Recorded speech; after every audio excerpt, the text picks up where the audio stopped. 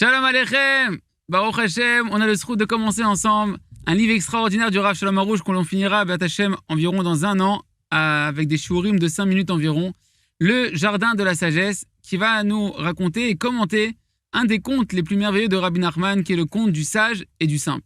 Le livre, c'est le Jardin de la Sagesse. Et donc, on commence le 9e conte de Rabbi Nachman de Breslev, le sage et le simple. Donc, on va voir d'abord, dans un premier temps, toute l'histoire, et après, on verra le commentaire du Rav Aroush et Yahye, qu'il ait une longue vie, en bonne santé, après, une fois qu'on aura fini de voir toute l'histoire. Donc, voilà qu'il était une fois, qu'il y avait 2 maîtres de maison qui travaillaient, qui vivaient les deux dans une même ville. Et ils avaient une grande richesse. Les deux, ils étaient très, très riches. Et voilà qu'ils avaient des grandes maisons, chacun avait une grande maison. Et ils avaient 2 enfants. Un des 2 était très, très, très intelligent, et l'autre était très simple. Ils étaient dans la même école, ils ont grandi dans la même école.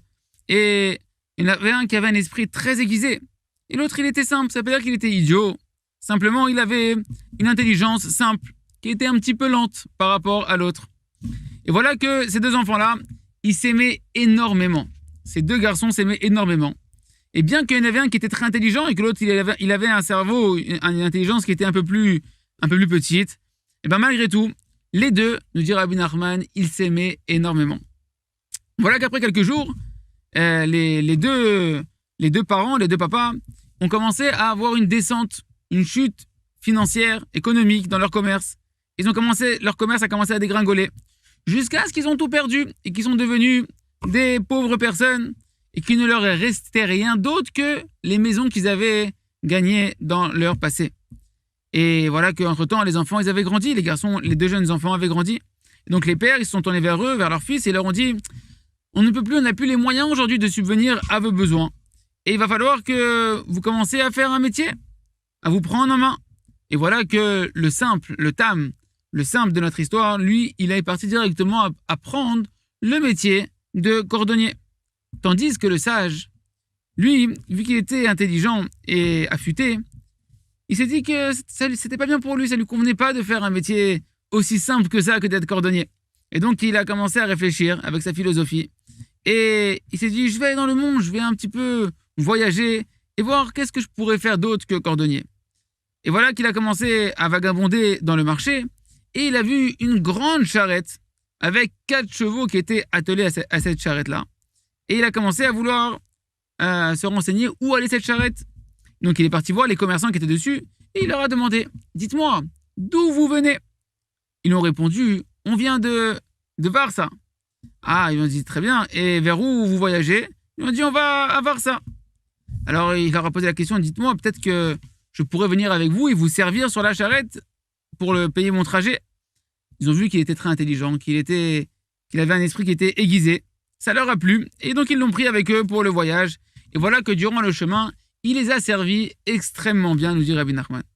Arrivé à destination à Varsha, voilà que, vu qu'il était intelligent, il a réfléchi, il a fait travailler, il a philosophé un petit peu. Et donc il s'est dit, regarde, maintenant que je suis arrivé ici à Varsha, pourquoi je vais rester avec eux? Peut-être qu'il y a un meilleur endroit où je peux me rendre. Peut-être que je peux avoir une meilleure situation que ça. Je vais aller et je vais demander, on verra bien. Et voilà qu'il est parti donc dans le marché.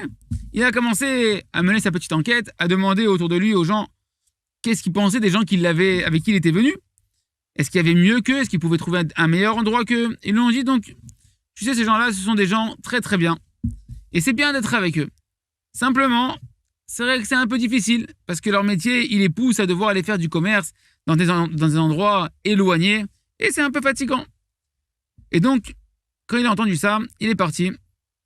Et il s'est mis à chercher autre chose. Et voilà qu'il a vu des employés qui, quand il était dans le marché, il a vu des employés qui travaillaient dans le prêt-à-porter. Et quand il les a vus avec leur habitude, avec toutes sortes de vêtements de grâce. Ils avaient des chapeaux, des beaux chapeaux, des chaussures spéciales, pointues, à la pointe de la mode, etc. Avec toutes sortes d'ustensiles qui trouvaient grâce dans leurs vêtements et leur apparence.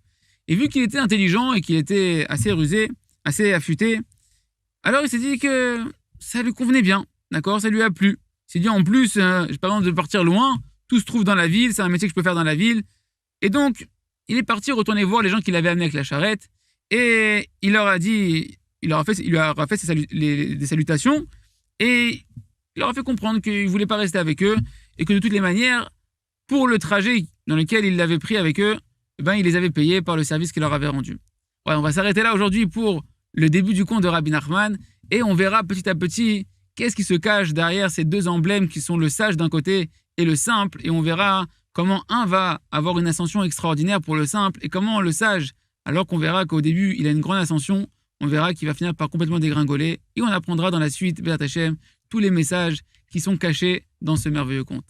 À très bientôt.